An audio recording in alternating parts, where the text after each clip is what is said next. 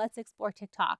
And so I did the most simple video. I basically just recorded myself putting on tretinoin and no sound or anything like that. And then I did a voiceover. And I posted it. I didn't think like too much of it. And then I woke up to like thousands and thousands of new friends on TikTok and hundreds of comments that then grew to thousands. It was the first time I was ever like heavily bullied. We can talk about that another time, or not another time, but later on in this podcast. Just that's like the dark side of TikTok. There are a lot of bullies and trolls on TikTok. Oh my gosh, be ready for it. If you have thin skin, like it's going to be tough. It can happen, but you have to just not care. But in the beginning, so that took off, and it's so funny. Like sometimes I feel like that video just still taunts me to this day because it actually ended up doing so well for Dear Brightly. They were like, holy crap, like this is like nuts. The ROI we're seeing from it. It was like so cool. And I was seeing massive ROI obviously on my TikTok from growth. But yeah, it did really well. I think maybe it was just very tretinoin focused. I think people are really interested in that. There's not a ton of people talking about that. So I think that helped. But yeah, like majority of the comments were super nice, but there were some that were so mean, saying that I looked old, saying that, like I should dye my gray hair and all this stuff. And I will say it is the first time I've ever really experienced true bullying on social media.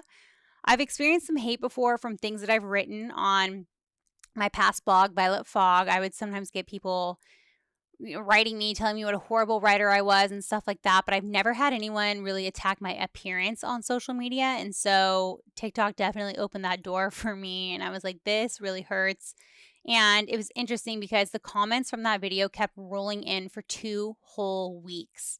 It did not stop. And I was so consumed by it. Like, I'm just going to be honest with you here, because this is a downside of TikTok and social media. When something like that happens, like something goes viral, I was just refreshing it all throughout the day. I just like got obsessed with looking at the comments because there were so many, mean ones, and I shouldn't have paid any attention, but it was my first time that had ever really happened to me. I was just like, I was part intrigued and also just like horrified, and my feelings were hurt.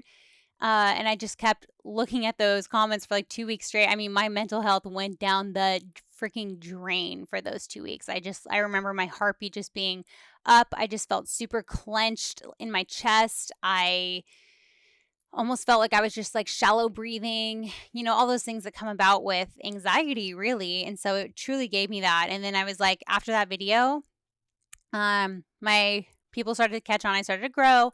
More and more people started watching other of my videos. And I was like, I have to make a choice now, because if I start to do well on TikTok, I can't be as obsessive as I was on this one video. Like, this showed me like what can happen with TikTok, and it's not like it just happens one time. This has the, very real potential to happen again and again and again. And I have to be someone that's just going to like let it ride, let it go. Otherwise, it's just going to completely consume me, and that's not a life that I want. And so I've really had to tell myself since, because I've definitely been doing well, more and more, month over month. I keep growing in my career on TikTok, and yes, I do view that as part of my career path. So I do find that I keep growing. But I just like I just have to be very guarded and protective of myself and not pay as much attention to the comments, which is weird because on Instagram, I'm so dialed into everything, every DM, every comment. Like, I feel like it's just a way that I've really gotten to know my friends on Instagram. And I care so much about the people on that platform. And we'll get to that in a second. But on TikTok, I find that it is this balance of wanting to get to know everyone on there, but also having to protect myself because there are a lot more bullies on TikTok.